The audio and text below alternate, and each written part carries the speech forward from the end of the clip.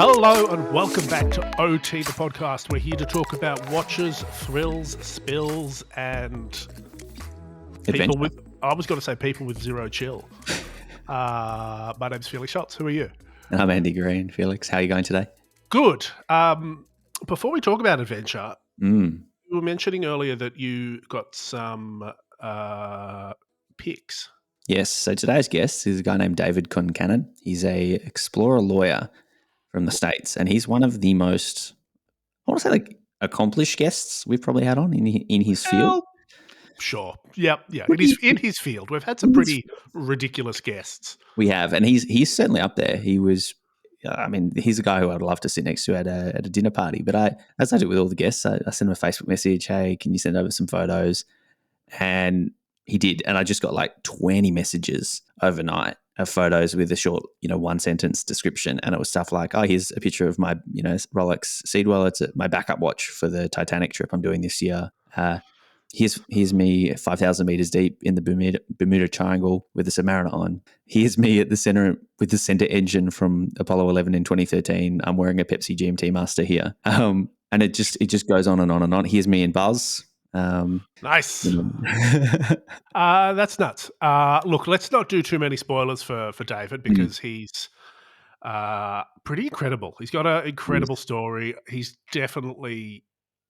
I don't know if it's got to be like a feature movie made about him, but like maybe a National Geographic documentary. It already has National Treasure. Yeah, that's what I was about to say. Like, or maybe a D grade celebrity casting of like a National Treasure type movie. Speaking of D-grade celebrities, Andy, I watched Interceptor I hyped it last week, and I've watched it in the following week. Did you watch it by any chance? No, I went to, and then I saw the ratings. It's incredible. Is it good?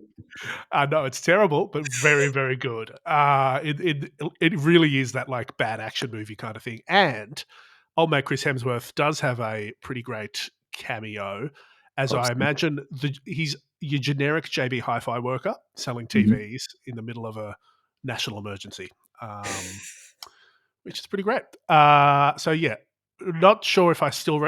No, I do recommend it if you want to watch something stupid. It's not bad. It's the movie for you. Yeah, exactly. Also, I don't know if this has been on high rotation in your household, Andy. The big news in the school ground is new episodes of Bluey. I've seen a little bit about this. And as always, they're getting some great guests.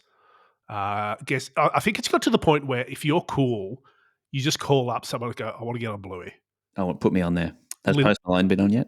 Lin-Manuel Miranda. Oh, yep, naturally. He was a horse. Lee Sales, Australian journalist, had a random cameo as an ice cream shop lady. Okay. Mick Malloy is a tradie, very well cast. Yep. And it's very enjoyable, very good. Highly recommend it, even if you don't have kids. No, okay. Yeah. What else? You went up to Sydney recently? Yeah, I went up for a little road trip, day trip. Caught up with Grand Seiko, had lunch with them because obviously I wasn't able to head to Geneva to look at their latest watches, but they came to me. So yeah, really, really cool to see that. The white birch is still exceptional. The new GMTs very, very good. So it's the 9th evolution of their sort of design, like the Evolution 9 they call it. And it's basically slightly refined case lines, profiles, dial, architecture, like fat. They've got like a big fat hour hand now. My take home, and I think everyone's take home, is there's a pale dialed. Basically, it's a snowflake dialed spring drive GMT. It's very, very nice. Lovely. Did I send you this article that we're about to talk about, Andy? You did, and I also saw it because our friends at William Wood shared LinkedIn. Yes. All my watch content these days. New York Times, the exceptional Victoria Gamelski, who we really should find out her email address and ask her to be on the podcast, wrote an article about micro brands becoming macro business, which is something you and I, Andy, are very much aware of, thanks to our friends at Anordain. Very good article. You should definitely read it. We'll link it up. Probably got a paywall, but, deal with it. And as you mentioned, Andy, bit of William Wood mention in there. Old Johnny had a quote. Mm. And they've also got a new watch out, which we should probably give a little brief plug to. Yeah, tell me about it. They've done their 5th international collaboration. This time with the FDNY, which I'm going to guess is the Fire Department of New York Good Foundation, guess. to produce a watch called the Bravest, Mhm. honouring the people of that department. It's it's one of their sort of classic designs. Got a special case back with the NYPD FDNY logo, which I'm very familiar with thanks to television, Mm. and costs $1,000. 15% of it goes to charity, which Nice. is a solid whack. Very solid. So we'll do the links to that. And Andy, I've got a question here. This Mhm. might be pushing the boat out a little bit. What do you think the chances of an Artem and William Wood collaboration are? Well, they do the fire hose, so you'd have to get Artem to help them do some sort of Maybe there's like a marine firefighting boat probably. sailcloth. Probably. I don't know. Anyway, so Artem Straps have not yet done a brand collaboration with No, they William Wood. haven't. Maybe by the time you go to artemstraps.com or artem.straps on Instagram, they will have. Yes, and I, they've been supporting the show all year. So for any other reason other than to support people that support us, you should definitely check out their website. Yeah. Again, I've been still rocking that No Moss Ahoy on the sailcloth, so that's still going well. Though I'm finding I need it less because I'm back on the leather straps with now that it's winter. Mm-hmm. A little bit less heat. So maybe do you reckon Artem will do leather, or are they sticking with the fabric? The fabrics, I don't know. We'll have to ask them. But if you want to peer pressure them into doing new fabrics and materials, just jump on their Instagram, artem.straps, and spam them with comments Yeah. with what you want. And, they might listen or they might do what they did to me and ignore me because I Brutal. pink NATO. So, yeah, drop their Artem pink NATO, make it happen. What have you been up to, mate? Few things. Did you see the H. Moser and Undefeated Streamliner chronograph watch that was released this week? You know I did, Andy, because I sent you the picture. Yeah, I was like, oh, this is kind of cool. DLC coating in anthracite grey. Yep. It's got a bit of it's almost like a camo look to the dial. I think it's a camo pattern. Yeah. Limited to 76 pieces. Got their in-house movement. Streamliner chronograph is about 43 or 42.3 millimeters case-wise with 0 lugs. It's a nice looking watch. I've never seen a Streamliner in person. Maybe I will one day. Yeah. In fact, I have a good feeling I might next month. Ooh. Yeah, I haven't told you about this, but I think the Moser guys are coming to town. So Spoiler alert. spoiler alert, might actually get to see this watch in person. But the other cool thing with this, I think if you buy it, you get a matching wall clock and jacket. So Yeah, that's cool. some And merch. it's so it's about 50 US, It's 50,000 55 US. US. Yep. Yeah. And is the I'm not too up on Undefeated, but I think their sort of tiger camo, it's like a recurring motif in their thing. So Be it's iconic to them, yeah. yeah, cool. What do you think of the collab? I think it's a very smart collab. Mm. Obviously, luxury and streetwear collaborations are nothing new, but I think this is a good pairing. It's not like if it was someone like one of those bigger brands, like an LVMH brand or, a Swatch Group brand partnering with Undefeated, I'd be like a bit more, oh, yeah, okay, this seems a bit more commercial and corporate. Whereas I think this is the right scale. Like Mm. it's a cool sort of air quote disruptor brand with a like very credible, but still essentially a retailer. Undefeated. Like they're not I guess they're a brand, but they're Yeah, they're, yeah, they're yeah. mainly a retail Got a brand. network. One of the co-founders' name of Undefeated? Is it Felix? It's James Bond. Oh, Yeah. wow. Coincidence? Maybe. Otherwise, Should have partnered with Amiga. yeah, possibly. Otherwise, I was so inspired from Jerry Says Eyes Nelson last week. I chat with him on everything menswear and tailoring. I ended up going in to see our friends at Trunk Tailors here in Melbourne. Did you Get buy fitted for a new suit. We've got a lot of events coming up, Felix. So I thought, a buttload of new cardigans? no, well, I did admire their knits, but I ended up going for a just a pretty simple double-breasted navy suit that they're making for me in a white shirt to go with it. So if you come Wow. to one of the events that Felix and I are involved with throughout this year, you'll get to see it in person. I'll probably come to one of your events. You'll probably be there, but yeah, it's funny. I mean, we got a really good reception to Jerry Nelson So if you haven't listened yet, go back and have a listen because it's something probably we haven't done in a little while or ever. So shout out We our should, episode. we should do. I was thinking like that's the classic sort of watch podcast thing of like collection review. Yeah, Should we do it with our own ones, Andy? possibly. State of the collection. Yeah, Sotsy, as they say from back in the day. Well, speaking of the state of things, Yeah. this week's episode is brought to us by Nomos Glashute, and they have sent me a couple of watches. A couple I can't talk about yet. One I can. Yes. So I'll talk about the one I can talk about. Yeah, The that's Club Campus a great idea. Yeah. The Club Campus in Deep Pink. It's reference 711. If you've somehow missed this, open your eyes because it's a lovely deep print. Can I just say, Andy, it's weird that they thought of us to talk about a pink dialed watch. Like, why? It's so off the mark, Nomos. Why us? Why would we want a pink tiled watch? Well, I think between us, we own what, 3 Nomos now? Yeah, I got 2. You got 2. I got 1. That's 3. Potentially a fourth if I just keep this one and Yeah, I don't think they like that. I think I'll just bill my credit card. There's some very strict terms and conditions on you must return this, Andy. So comes with the territory. But this one's only $1,870 Australian dollars, which that is like I reckon that's in line with the Australian average tax return. It's pretty good. It's probably not far off, actually. You're probably on the money. Let's check that. We'll suss it out. How big is it?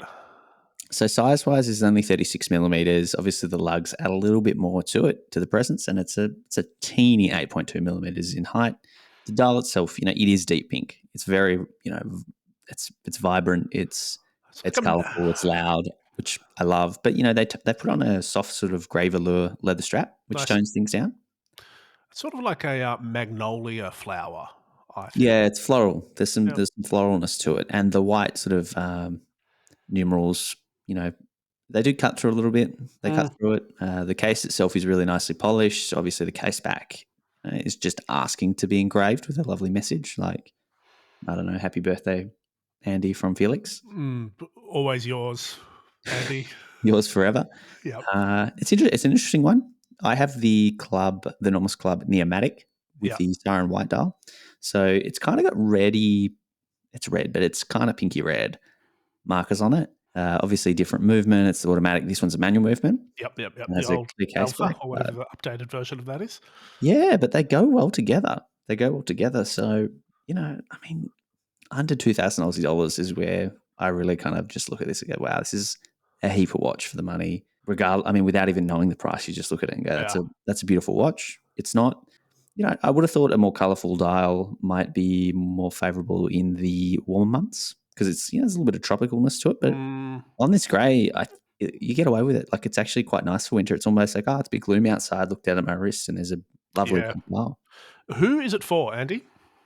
Aside from, I should say, Mr. Pink Dial, who is, I think he's like Instagram's biggest pink dial collector. Anyone that wants maybe you've got a robust watch collection and you want to get something that brings a bit more life, excitement into your life and your rotation. Maybe it's a first kind of serious watch. That's the whole point of a Club Campus is a kind of a graduation present. I wish I got one for my graduation.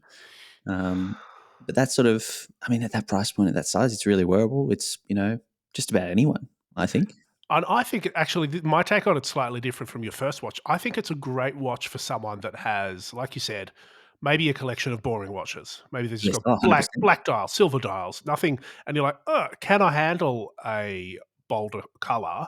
And this is a way to dip your toe into trying out more fun watches that isn't, ridiculous. It's not like a piece unique from Cartier or something like that. Yeah, and at 100 meters water resistance, you can dip more than your toe. Change the strap though. Yeah, you change the strap and it is suitable for swimming. So thank you, Nomos Glashute. The website is nomos-glashute.com and just type in Deep Pink into that search bar, or you can hit them up on Instagram, or we'll probably link everything up. And I think in Australia, who carries them? Monards, Hourglass. Definitely do. Hourglass definitely do. There's Master Watchmaker in Sydney might still have them. Yeah. Anyway, the website will reveal all, as will our shirts. Felix, it is probably time to get the one and only David Concannon onto the show. This is an amazing chat. I look forward to Yeah. Well, it's time to submerge ourselves in a intense and exciting, adventurous chat. Yeah, let's do it. Felix, today's guest is one of the rarest in the 21st century. In a time when the whole world has been mapped out, he's a professional explorer. He's seen the Titanic several times. He's explored the Bismarck, braved the Bermuda Triangle, and he's helped find the rockets that launched man onto the moon. And he's also a trial lawyer who apparently has only ever lost one case, which he didn't like very much. Welcome to OT the podcast, David Concannon. Thank you, Andy. Thank you, Felix. It's nice to be here. It's our pleasure to be here, Dave. When I was reading a little bit about you, a lot about you. Actually, you're an interesting guy. I read that you routinely advise clients on the business of exploration through your company, Explorer Consulting. Correct. What is the business of exploration? Well, I'll give you an example. I have to make one correction to my bio. I did not explore the Bismarck, but I helped Jim Cameron explore the Bismarck by getting him access to the interior because it's a war grave. And I worked with the German government to get him the permissions to explore inside. But I have explored the Britannic and the Titanic. So that's Bismarck, Britannic. That's similar, not the same. But so that's it. It's what does it take to get people in the field, get them up into space, get them down and under the oceans, how to pay for it.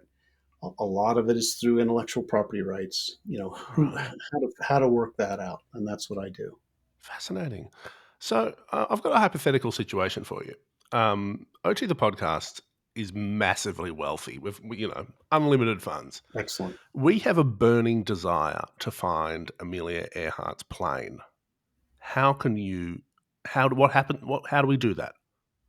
It's interesting you say that. I've actually turned that down 3 or 4 times. But what you would need to do is first you'd have to know where you were going, and there's a couple theories on where it is. You'd have to be able to get a ship, and it's a long way away from the nearest place. So you have to charter a ship, and that costs money, and you have to have the right tools to look under the water and search under the water.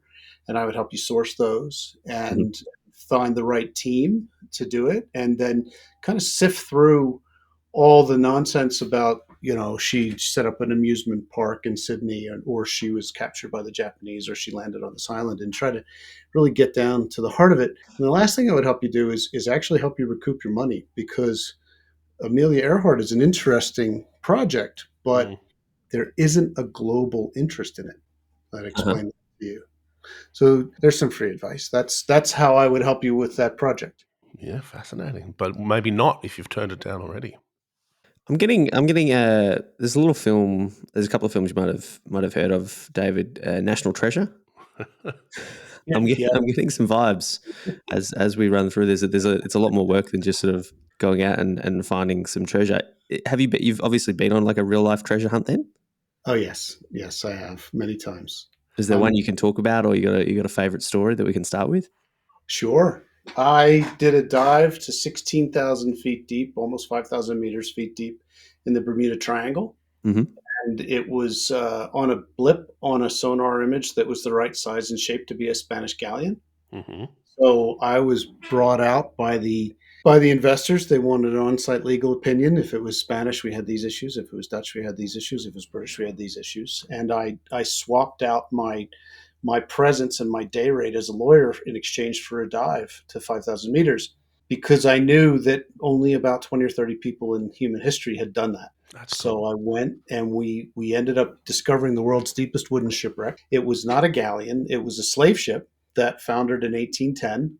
And it did have treasure. It had Spanish pieces of 8, I think about 1,800, 1,600, and gold coins, and perfectly preserved, which we didn't expect because it was deeper than the Titanic. But there's no man-made, there's no organic objects like wood or cloth or rope on the Titanic, but there were all of these things on the slave ship.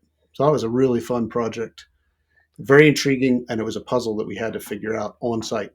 I'm beginning to say, when we sort of were doing the research for this interview, I'm like, exploration and law doesn't seem like an obvious pairing. But now that you're talking about, the legalities changing if it's, a Dutch ship or a Spanish ship or whatever, it does seem maybe Indiana Jones should have been a lawyer when he needed a lawyer to go with him, or at least be nearby. You can't go out of the house without an attorney if you want to do any serious exploration these days. I'll give you an example.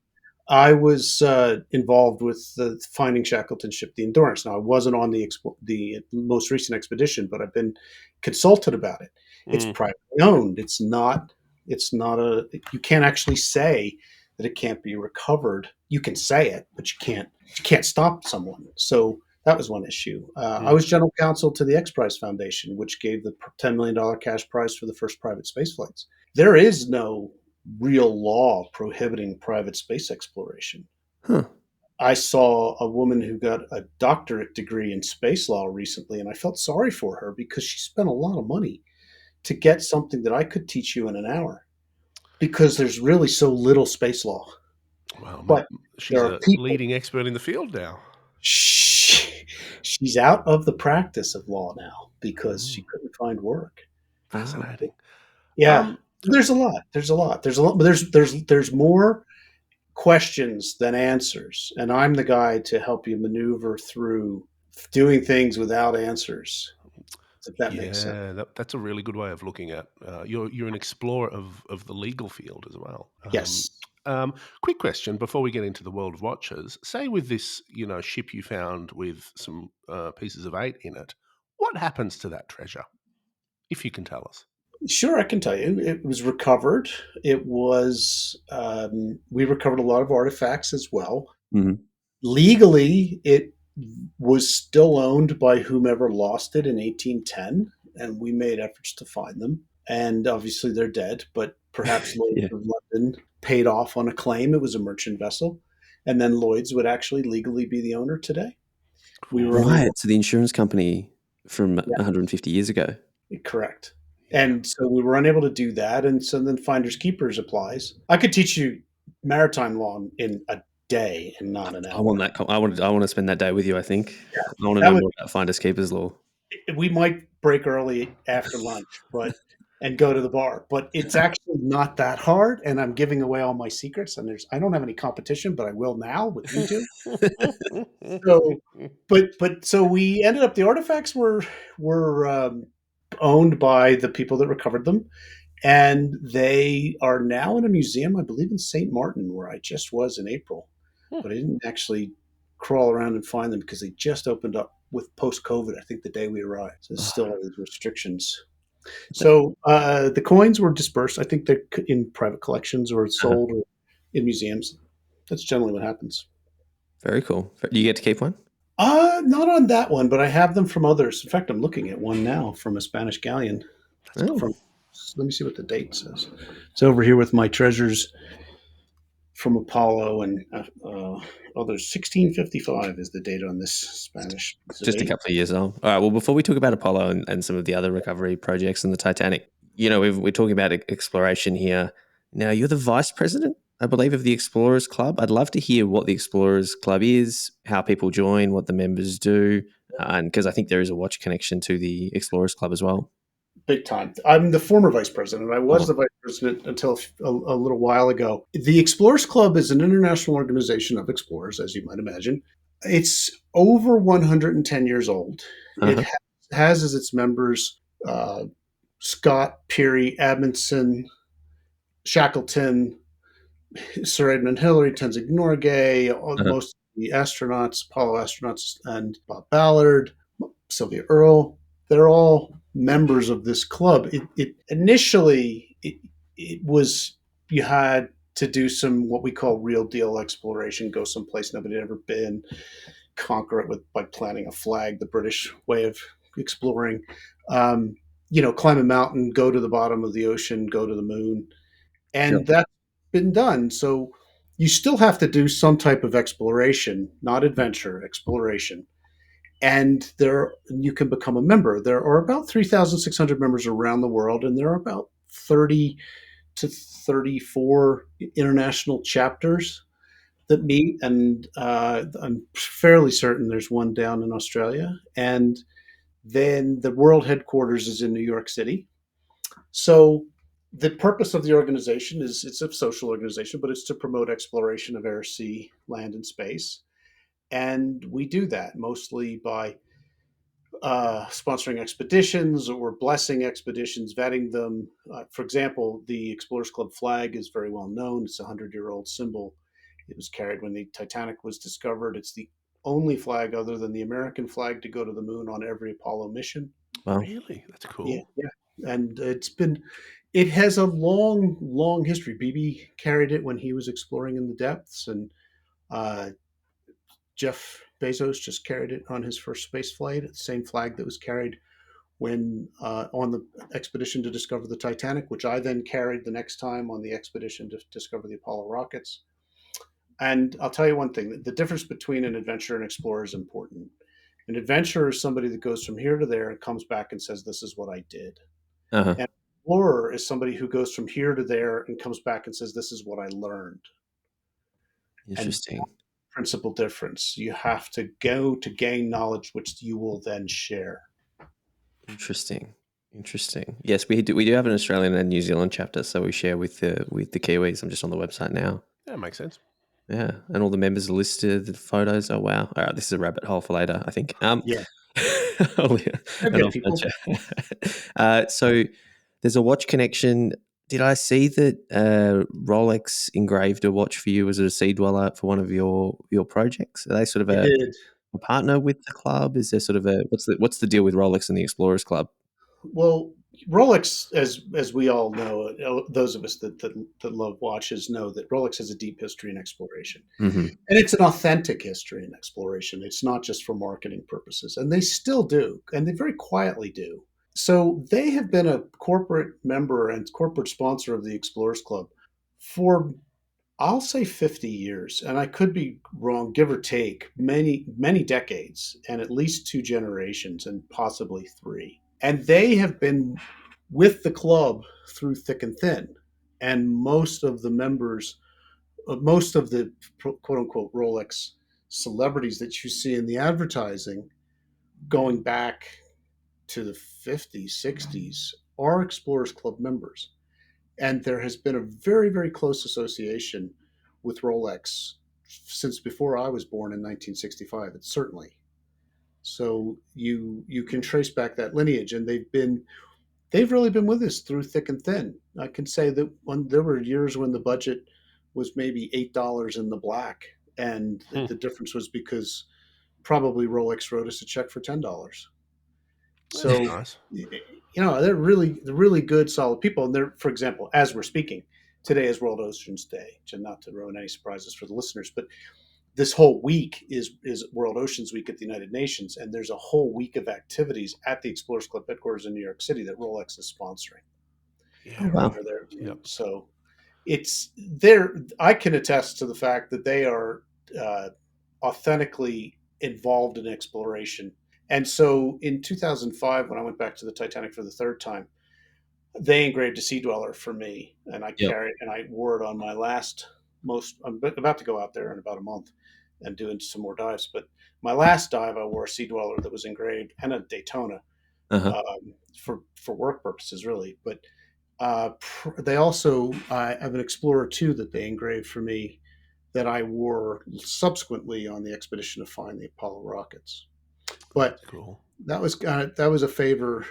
They made the Explorers and Explorer 2s available to members for a limited time in 2004 to celebrate the 100th anniversary of the club, and I got one. And then I got another one for a friend who couldn't afford one, and he deserved it, so got it for him for Titanic 2005, and then they engraved them both for us. And so the photo you probably saw was me showing them. I sent that back to Rolex headquarters as a thank you.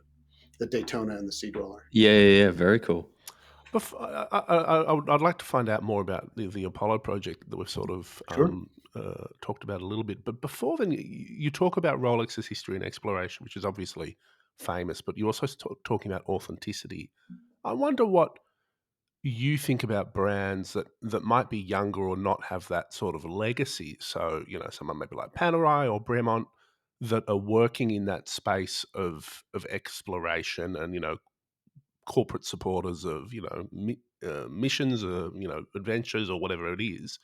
Do you think that is essential to exploration and the representation of exploration, or is it a bit of a gimmick? Am I just pure marketing? Some of them are obviously gimmicks. And you mentioned one that is and one that probably isn't. And I don't want to. That's the lawyer. That's the lawyer in David No, Concannon. I mean, I'd be interested in your genuine take on how do you evaluate that though? Like, is there sort of like, they've just got a logo on their flight suit, or they're involved in a more ongoing way? I don't mind if somebody gets sponsorship from a watch company because, frankly, it's expensive to get out in the field and do real exploration. I'm okay with that. So if Omega wants to sponsor Victor Vescovo and the Five Deeps project, that's great. Victor doesn't need the money, but it's nice to see Omega get involved in the ocean space, and I'm okay with that. Others where they kind of have this manufactured provenance, or let's just say they stretch the importance of the provenance. I mean, like, I'm not a Panerai guy at all, and I don't really think too. I think the history of it's overblown. I like them, but I wouldn't wear one, and I'm not, like, I am a car guy, and I think probably the perfect analogy is a Porsche 911 GT3 RS, which you see all the time in purple and different look at me colors with guys in tapered pants and tight shirts, or wearing this driving this look at me car, wearing this look at me outfit, and they generally would have a Panerai on their wrist. And it's, to me, okay, great. You were associated with the Italian Navy in World War II. That and $2 will get you a cup of coffee, in my opinion. Not to bash on Panerai, but it is, Yeah, fair. But it's so, don't stretch it. Now, are they doing something now? I'd love to hear it, and I'd be first to be very, very supportive of that. I love it. All right, so what's the ultimate explorer's watch in your expert opinion? The Rolex Submariner. Yeah, easily, easy. That was such an easy question, Andy. It really was. Why? I mean, I have one. I love it, but I want to hear from you how it actually comes in handy. You honestly, you can't go on a Titanic expedition and swing a cat without hitting at least 3 people wearing a Submariner. Going back to the day of it was discovered, I can show you the images and show you at least 3 Submariners, probably 5 Submariners on the wrists of the people standing in the photo. And the reason is, I see them as tool watches. I don't care if they get scratched. In fact, I'm looking at two Submariners, an Explorer 2, a Pepsi, and a 65 Speedy right now, because I didn't know if we were going to be on video or not. And they're all scratched because they all went out in the field and all got knocked around. And they work. They're supposed to. The Submariner is just ubiquitous because it works. It does what it's supposed to. It won't fail, and you don't have to worry about it. And that's important. And the waterproof qualities to it are important. I say this having had a history that goes back to the days before Apple Watches, and when being waterproof means something. It's not just a 10 atmosphere rating on a Seiko, which I had, and it failed on me at 9.5 atmospheres, and that was a really bad day because my watch flooded, and that could have been catastrophic. And I don't care for those experiences. When the reality is, with the things that I do, if your equipment fails, you may not survive. And not to be dramatic, but I know people that have died with a Rolex on their wrist. I know people that have died with a Seiko on their wrist. You really have to be able to rely on your equipment and not have to worry about it, and not have to even think about it. So there's no secret to why the Speedy was on Apollo. It's the only watch that didn't fail the testing. And that's it. And a lot of those astronauts, and I know a lot from Gemini, Mercury, and Apollo, they're all gear guys. Nearly all of them. They all care about their equipment, and they all care that it's reliable and they don't have to worry about it. Because there's other things that do fail that they have to worry about. Speaking of the NASA missions, tell us about the Apollo F1 search and recovery project. I'm not sure it got maybe the same amount of sort of coverage down here. It didn't get the coverage anywhere and that was by design. It was in 2010. Jeff Bezos came to me and said, "Is it possible to find and recover the engines that launched men to the moon? That's a simple question. Is it possible? Yeah, anything's possible. The question is, how is it possible? That's a harder question. Mm. And that was a longer answer, by the way. So, yes to the first question, a longer answer to the second question. And the third was, will you do it? That was a short answer. That was yes.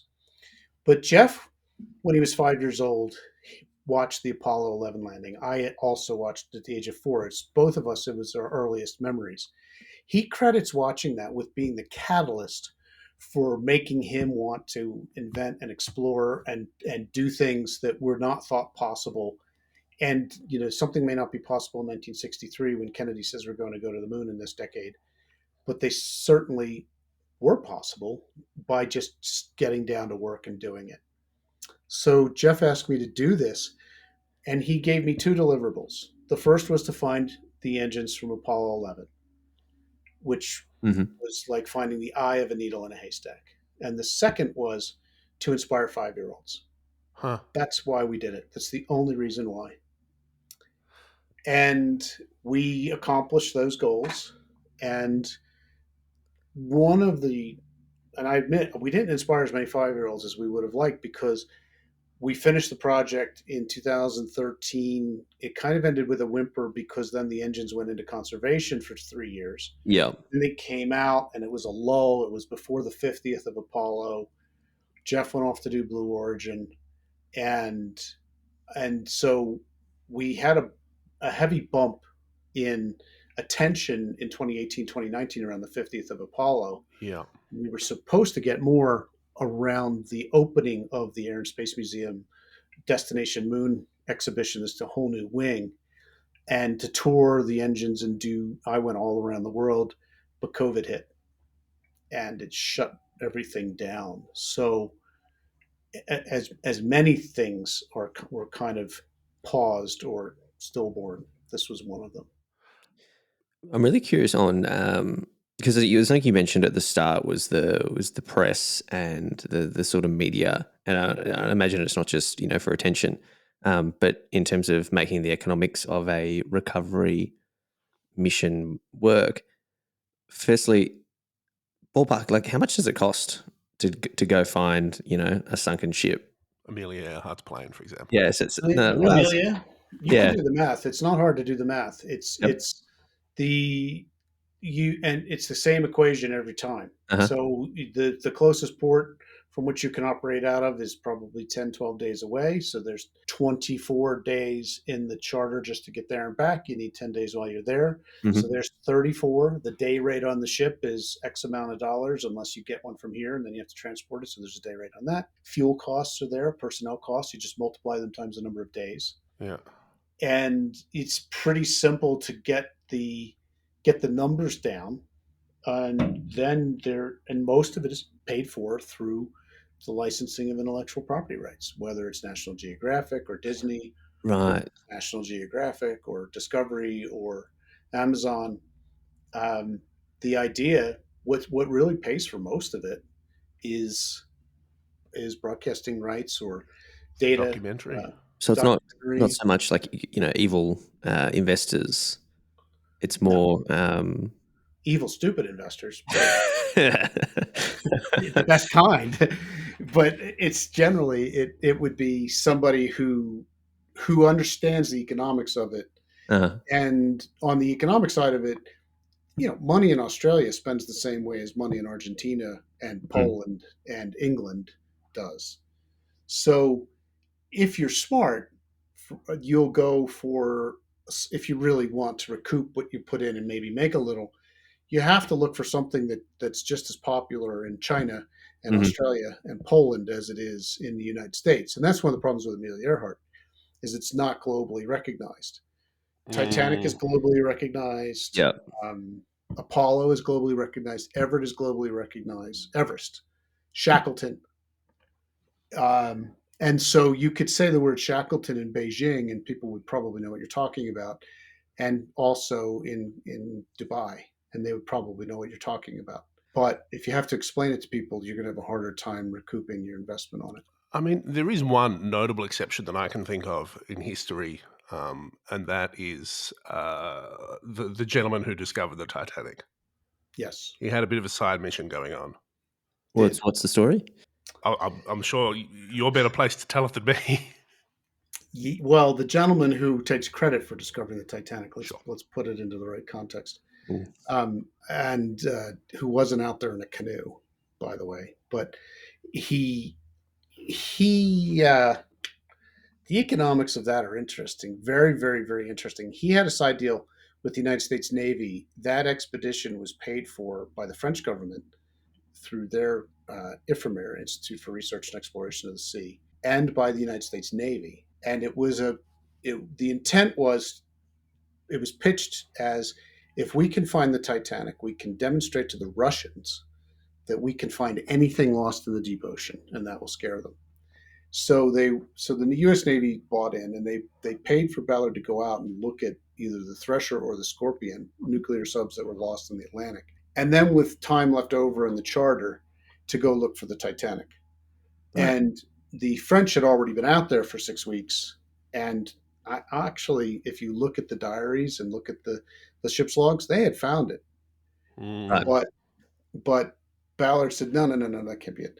And they came back with 10 days left in the charter, and the French guy was actually on the bridge when it happened, and Ballard was in his cabin. They found the Titanic, and they imaged it, and Ballard had cut a second side deal with CBS to sell the media rights and the intellectual property rights. I think he got about $100,000. He had an agent in Toronto, Canada. And when they found the wreck, you're too far from shore to bring a helicopter out and fly it in. But they went halfway back to Canada, brought a helicopter out. One guy came with 2 sets of film, one for the French and one for the Americans. He got back to St. John's, and then he handed off the film to the CBS rep, who uploaded it at the local affiliate and sent it back to New York. And then another guy, he was hand carrying the film back to France. The news broke in America and then around the world before that person got to France. And French had to buy their own imagery from CBS in order to be able to broadcast it in Europe. That's wild. I'm sure they would have been pleased with that. Still mad about it. Yeah. Needed a lawyer. Yeah. Well, and he had a good one. Ballard was smart enough to cut his own deal. He doesn't talk about that very much. Sure. I wonder why. Yeah. Well, on the Titanic, you've been there several times, 6 times. I think you're going back. You just said in about 4. I've been there. Yeah, I've been there 4 times. I'm going back for the 5th, and I've said no. I mean, I don't always go. I've been an advisor probably to. What draws you back to the Titanic? Truthfully, kind of over it. I'm not kind of over it. I'm very over it. This year, I'm going back. I've been helping out this company called Ocean Gate, and I really like them, and they really needed my help early on. The training wheels have come off now, so less so. This year I'm going back, and really the only reason I'm going is because there are some people who have been heavily invested in Ocean Gate's success that want to dive to the Titanic with me. So I'm doing it for that. That's the one reason. And the second reason is, we just announced it today, we're doing an educational program, the first live educational program from a Titanic expedition for kids, for students. Mm-hmm. And we're doing 2 of them. And we're doing it completely for free for all around the world, for students and parents and people who are interested to log in and see what it's like to be on a Titanic expedition and see what it takes to get there. I did one of these from Boise, Idaho, one night. We had 12,000 kids to see me in Boise, Idaho. Who cares? But we think that we can get 50 to 100,000 students to tune into this, and that excites me. I think that's intriguing. I'd like to keep all these kids from becoming a lawyer. So I'm doing it for that reason. That's never been done before. Bob never did it, and I want to see if we can do that. I like sharing it, really, at this point. Yeah.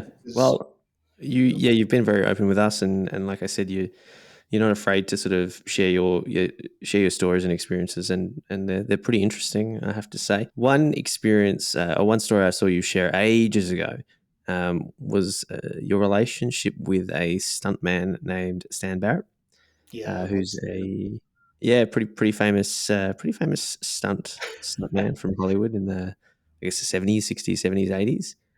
Yes. Supersonic racer as well, and a Rolex wearer. What was the relationship there? What stories did you guys kind of share? I just talked to him yesterday. He's local to me. He's lives in the next town over. I didn't know who. As a kid, I knew what the Budweiser rocket car was, and I knew that it was the first cart to break the sound barrier. Yep. But I didn't know much about. I was a kid, so I didn't really remember. I couldn't recite to you who drove it or whatever. But my wife is a writer, and she was she was the editor of the local lifestyle magazine, and there was a guy named Stan, an older guy, who loved my wife's writing. And I would run into Stan at restaurants or the local bar, and he would gush about my wife Kim's writing, and I just knew him as Stan, who likes my wife's writing. And he's a sweet guy. I love him. He's a really sweet guy, and he wears his GMT master. So we would get coalesce over that thing we had in common. A couple of years later, a Forbes writer was in town for a high-speed event that we do, silly, expensive charity event where you get to go as fast as you can possibly go and anything you want. And he got super excited when we were in the town square, and he said, "Stan Barrett is here. Stan Barrett is here. Stan Barrett is here. I can't believe Stan Barrett is here." And he said, "I'm going to go get him and introduce you to Stan Barrett." Well, in comes Stan, who likes my wife's writing. And I said, I know Stan. So we've become friends. But Jim was trying to break 200 miles an hour in an American car. He'd done it in 13 or 14 different vehicles, but never in the United States and never in an American car. And I had voluntold my son to be the photographer. So my son was going to go, and Stan didn't like that. So Stan was quizzing Jim on what his plans were, because Stan had done, I think, 739 miles an hour when he did the rocket car, and he'd done over 1,000 kilometers an hour several times. But he was quizzing the writer because he was taking my boy, and then he explained that to me. So we struck up a bond, and he wore a Daytona that was a gift to him. He was Paul Newman's stunt double. Yep. And Paul Newman's best friend, and a dead ringer for Paul Newman. And Paul gave him a Daytona, a 1970 Daytona, a Panda dial, and a GMT master, and he wore one on each wrist when he broke the sound barrier. And Love that. the people who were there to verify it were Pete Knight, Chuck Yeager, Yep. Michael Collins. There's only about 12 people who were there, but these guys. And as Stan says, there's some controversy about whether he did or he didn't break it. He didn't get to do 2 runs, so it wasn't officially recognized as a record. But he said, if Chuck Yeager says I broke the sound barrier, I'm not going to argue with him. But he definitely broke it on the 1 run. But he had Sidewinder missiles attached to the outside of the rocket car, and he'd have to manually hit the Sidewinder and engage the missile at a certain speed to give the rocket car enough kick to exceed the sound barrier. And that's wild. When he ignited, I know. I mean, you should see the brass balls award he got from the Test Pilots Association. It's a set of solid brass testicles. Yeah, as you do. Yeah. So he hit the Sidewinder missile with a button on the steering wheel, and it kicked the back end up and nearly buried the nose at 700 miles an hour. So Hal Needham, who paid for it, who was a director in Hollywood, said, "Nope, we're not doing another one. I'm not going to see my friend die. We're done." And he called off the second run. Yeah, that's a story. And you've got pictures of Stan shipping champagne at the end with his shirt off, and he's got a Daytona on one wrist and a GMT Master on the other, and he was given a solid gold GMT Master by Budweiser, and he's going to auction those watches soon for a charity that he supports, an orphanage in the Ukraine. In the Ukraine. And he wants. Yes, there's some great photos actually. We'll have to get you to send all these over as well. Sure. I've got another thing. So you've been a part of some fairly significant moments of history, and you've met some fairly incredible people. What is the connection with watches then? Is it more than just that reliable time telling thing? Are they memories for you or mementos? Yes, for me they are, because my heroes growing up were not athletes. My uncle was the quarterback of the Philadelphia Eagles. So they were athletes were just normal to me. And most Uh-huh. boys growing up in America, like baseball players or football players or basketball players. I didn't. I was more interested in astronauts and mountain climbers and scuba divers, and I watched Jacques Cousteau and saw the lunar landings and followed the conquest of Everest and the discovery of the Titanic. That's what really gripped me. And I never thought I would be one of those people, but eventually I became one.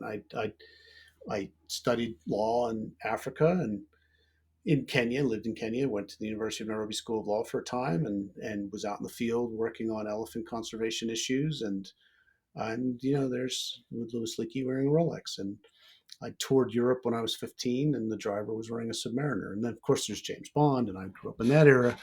And so they came to symbolize the tools that my heroes wore. And if you want to be like your heroes, you tend to gravitate towards those things.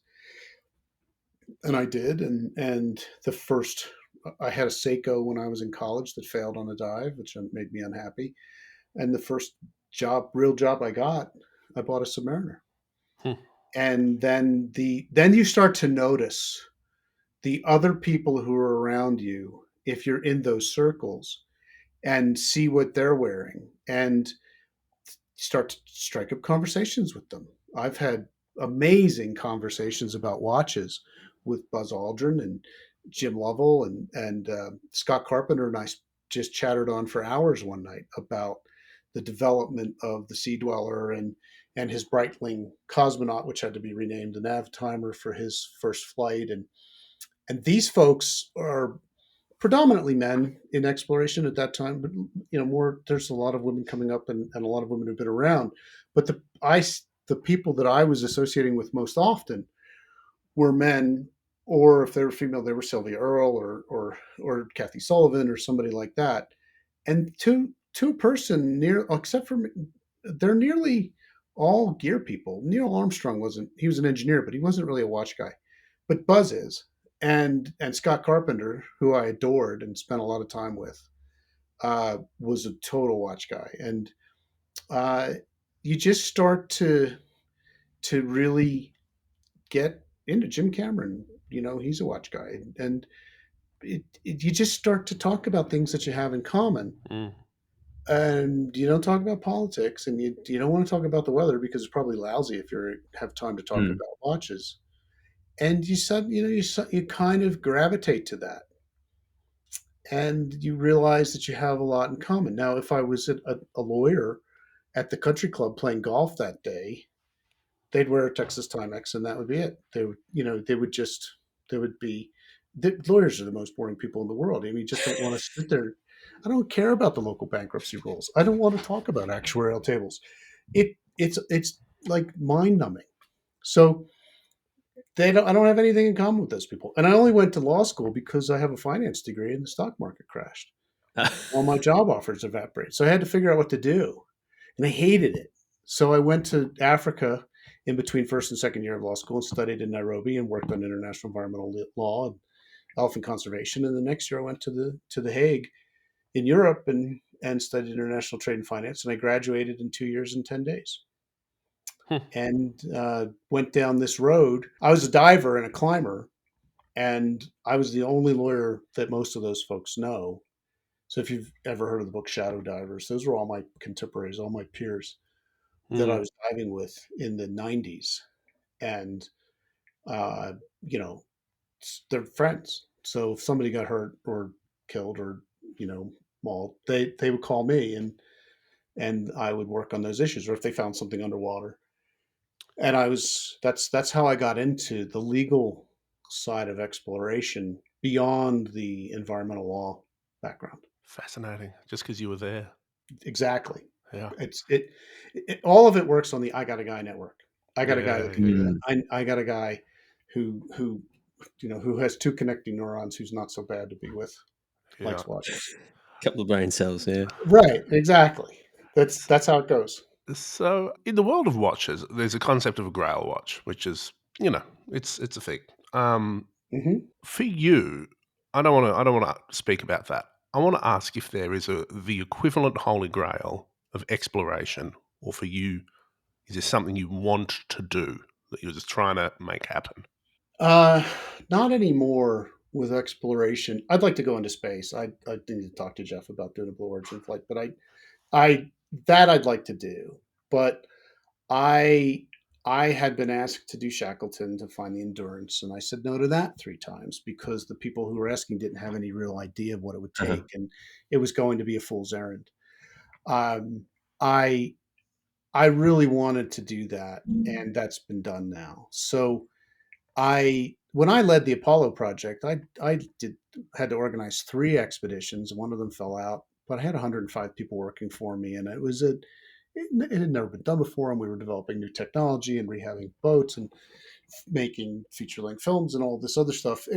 I didn't need to do that again to make my life complete. So I've stepped out of the leadership roles, got more into the consulting side of it, and more into the I don't want to be in charge. I just want to be kind of over there saying, no, you shouldn't do that. And that's what I do on Titanic now. I stand off to the side and hold the rope and say, "Hmm, maybe not, but you know that's okay with me because I'm not ultimately responsible, which is a heavy burden. And I've lost friends. I've lost like Carl Spencer. I think you've seen the story of Carl, who died leading a Britannic expedition. He and I were good friends. We went to the Titanic together, talked about watches, leaving our Mm. mariners to our sons, and he died on Britannic. And he didn't want to go. He talking to me up until the moment he stepped on the plane to go on the expedition, but he didn't want to let the guys down. And 2 days Yeah, later, right. he's dead. He died because of that. A lot of So pressure. yeah, you just when you're at that level, you it's you just don't have to win the World Well, Cup. it sounds like you get to the point where you've only got stuff to lose, really. Sort of. Exactly. That is Mm. exactly right. And you start to understand that. And you don't, we talk about climbing Mount Everest, the hard part's getting back down again.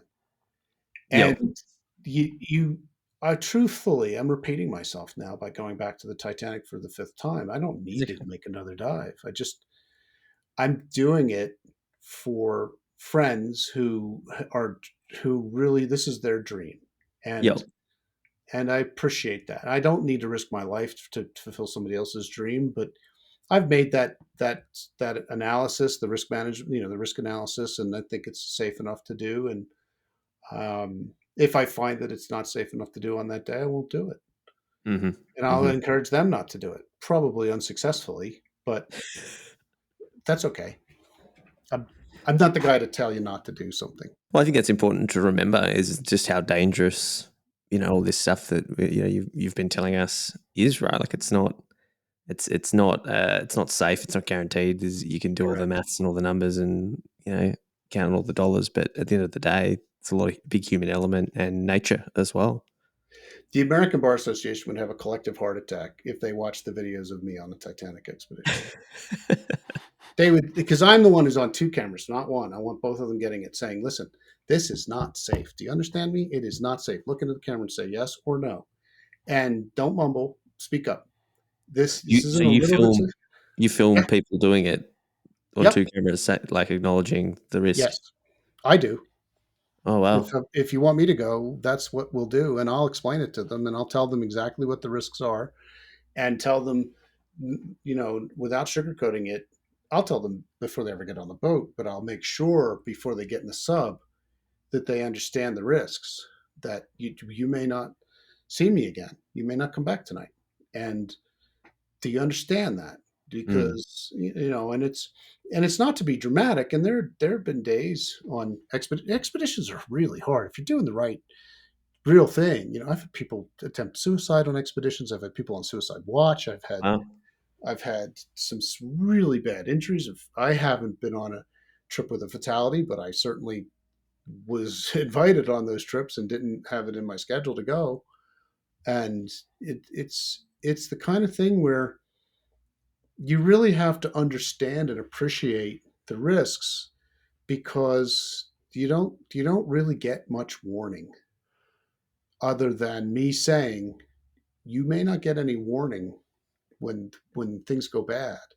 They go bad very quickly, normally because of things that were mistakenly done days and weeks earlier or hours earlier. Then finally the mousetrap snaps shut. But the tension's been on the spring for a long time. So you try to work that out of it, which is again why you don't want a piece of metal on your wrist that might not work today. You really, I can't emphasize enough. Your boots have to be waterproof and have to work. Your knife has to be sharp. You have to have a knife. You can't just be like, afraid of that. You have to have things in place, because when you need them, and they have to work without thought. Words to live by. Yep. All right. Well, the last question we ask all of our guests is for a recommendation on something that they've been enjoying. Could be a podcast, could be a book, could be a movie that you've been enjoying, that you think the people listening right now would also enjoy. I won't let you do the 2008 film Fool's Gold, because I think that's a given. But if you've got something, one. Any of the golden era of Matthew McConaughey. Any Matthew McConaughey, to be honest. Who doesn't like Matthew McConaughey? Oh, everybody.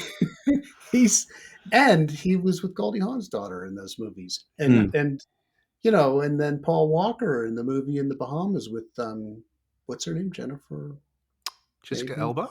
Jessica Alba. Yeah, that is the best treasure hunting movie that has ever been conceived. After the Deep. No? After the Deep. Let's be honest.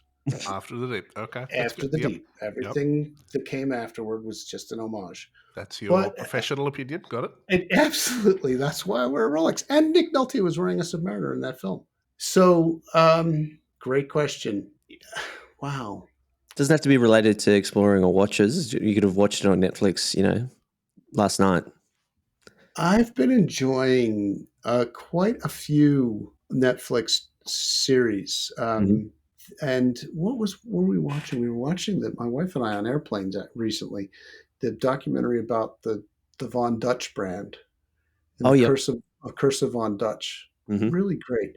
Kim's going to India in about a week to film the human-elephant conflict, and so we've been watching a lot of sizzle reels and things about nature documentaries. Some of them are really, really, really good, and some of them are just like cue the Kardashians and drama and elephants will eat you kind of thing. But I'm really having a hard time answering that question. There's a lot of good entertainment out there today. Tony Doerr's new book is really good. It's kind of odd, but it's a good one. Wow. I have to confess, I only watch things on airplanes. I don't use the television in the house. Too busy out exploring. Pretty much. I'm too busy traveling. Yeah. Well, it's stupid how much I travel. Maybe that's the recommendation then. Travel. Get out there. Talk to people. Yep. We just last week we did an exploration about 1,500 miles through Idaho, which is a very, very, very rural wilderness, mountainous state. And we learned by talking to people in these little places on rivers. It's the only way to get through the mountains. That there's a big Bigfoot culture in this state. Yes. It's common, and it's actually everywhere you go, you can find somebody who's seen Bigfoot, who had breakfast with Bigfoot, who was, smelled Bigfoot when they were in their tent, or it was actually quite fascinating, and it was completely unexpected.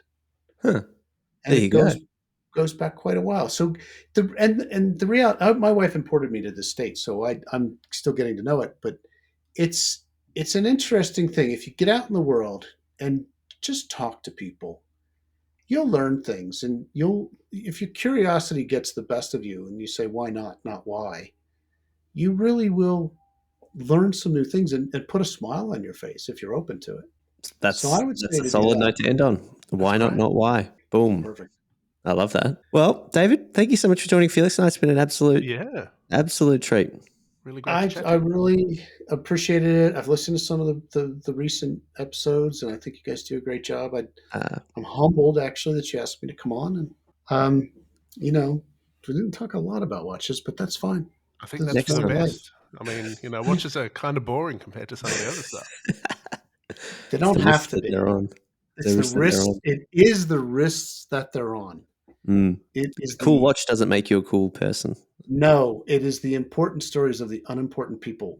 I wish I had coined that phrase, but that is what is neat. And I guarantee you, if you see an interesting watch and you ask the person what their story is, you will be in awe. It happens every time. I love it. Andy, we've just come up for air on what I think will go down on one of OT's 2022 season's most epic chats. Yeah, 100%. David Concannon, incredible. Let's find out about all his things in the future. Does he have an Instagram account? I don't know that he does. He's a private guy? You'll find him on Facebook if you join, I think, Rolex Forum. Okay. But we can't sort of stalk his expeditions in real time. He has a website. He definitely has a website. Type in David Concannon lawyer. Yeah. Get a Google alert. Set it up. Yeah. And you'll just get, periodic emails. So thank you, David. Thank you very much for your time. Really appreciate that. Thank you also, very important, to Nomos Glasut for your continued support and for sending Andy another crushable, colourful watch. Also, thank you to Artem Straps. Again, continued support. Yeah, as always. And if you like OT, check out our sponsors. Make sure you join our Discord, which we have not mentioned yet. You can email us, otthepodcast@gmail.com. And of course, drop a 5-star review wherever you listen to us. Mm-hmm. And we'll see you next time. Yeah, let's do it. Let's go back into the waters of the icy Atlantic with David for round 2. I don't know. See ya. See ya.